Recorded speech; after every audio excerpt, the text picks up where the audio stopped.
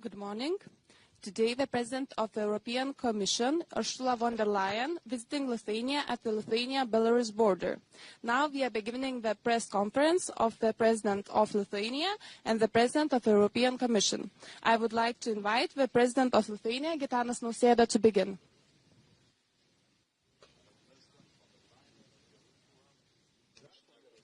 Ministers, ladies and gentlemen. First of all, I sincerely thank you, Madam President, for coming to Lithuania today and visiting our border with Belarus, the external border of the European Union. Your presence here is a powerful signal of European solidarity. It demonstrates that the security of Lithuania is the security of the entire European Union. Today's meeting clearly demonstrates our shared commitment to defending the eastern border of our Union and to strengthen the resilience of Europe as a whole. Lithuania, together with Latvia, Estonia, Finland and Poland, stands at the front line of this effort. Our task is both urgent and long-term: to deter threats, to strengthen resilience and to secure borders in Europe. The Baltic Defence Line and the Eastern Shield are not only national initiatives. They are projects of common European interest. The threats we face are real: hostile combat drones, hybrid attacks, and the constant pressure of illegal migration on our borders. The SAFE instrument provides us with the means to respond. Lithuania's estimated needs amount to 8 billion euros, investments that will strengthen our national defense, fortify the Baltic Defence Line, and support Ukraine. We also highly value the Commission's initial proposal for the multi-annual financial framework, which foresees substantial financing for security and defence.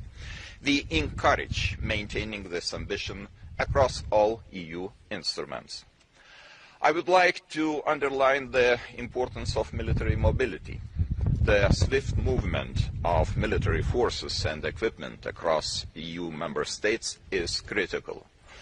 We welcome the Commission's proposal to significantly scale up financing military mobility in the next EU MFF and its ambition to further improve regulatory and procedural framework.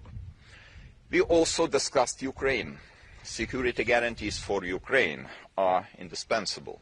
Military assistance must be increased and sanctions against Russia must be strengthened.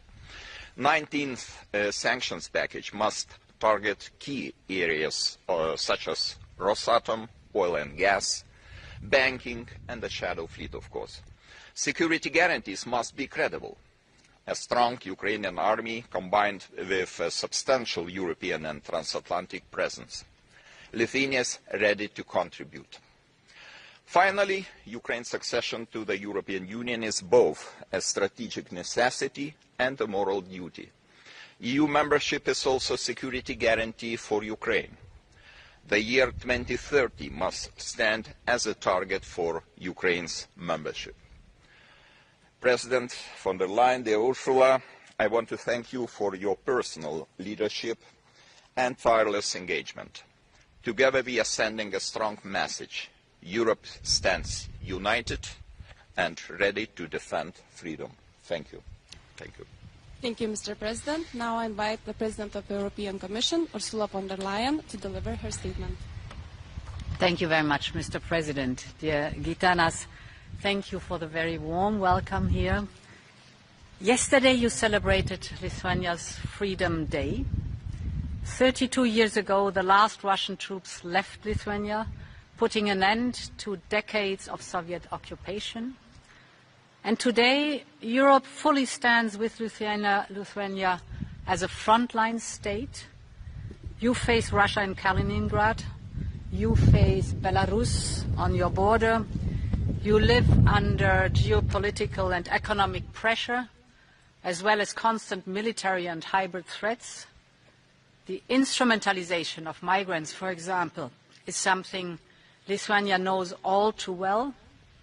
And I heard that last month 2 drones crossed your border with Belarus.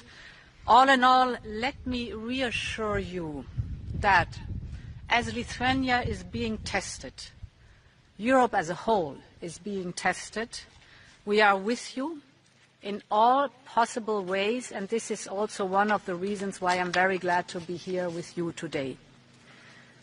We have already made it possible to redirect cohesion funds to address economic and security challenges at the border. Now, as you mentioned, looking at the next long-term European budget, we have proposed to triple investment in migration and border protection, so a strong focus on that topic. We want that member states with a direct border with Russia and Belarus will also receive additional European funding. It's in the European interest that we have the protection of the border here, because Europe's borders are a shared responsibility. The Lithuanian border is a European border. Overall, if we look at the long-term budget, if we look at the defense topic, we have proposed a 5-fold increase in defense investment and a 10-fold increase in funding for military mobility. You have mentioned the importance of military mobility, specifically here for Lithuania. And let me reassure you that cohesion policy will remain at the heart of our budget. So, what I want to say is we continue to support both border security and strong livelihoods.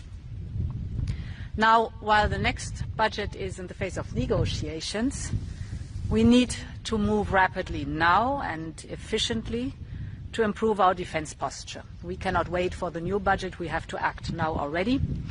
And as you know, together we have enabled financial support of 800 billion that we have together agreed.